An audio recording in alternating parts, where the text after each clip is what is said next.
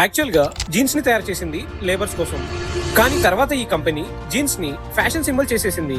1850s కాలిఫోర్నియాలో gold rush జరుగుతున్న moment లో గోల్డ్ మైన్స్ లో పనిచేసే లేబర్స్ అండ్ మైనర్స్ వాడే ప్యాంట్స్ ఉరికే చినిగిపోయేవి.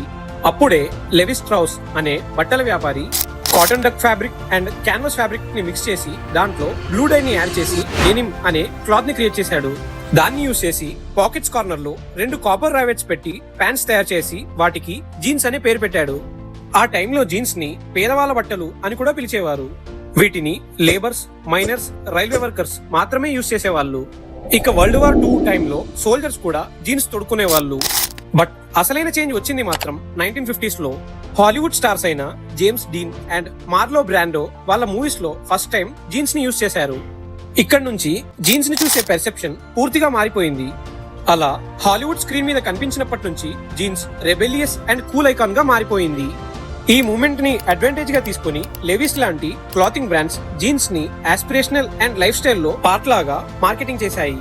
అలా పేదవాళ్ళ బట్టలుగా మొదలైన జీన్స్ ఇప్పుడు ఫ్యాషన్ కి ఒక సింబల్ గా మారిపోయాయి. ఇంకా ఇలాంటి ఇన్ఫర్మేటివ్ వీడియోస్ కోసం మన ఛానల్ ని సబ్స్క్రైబ్ చేయండి.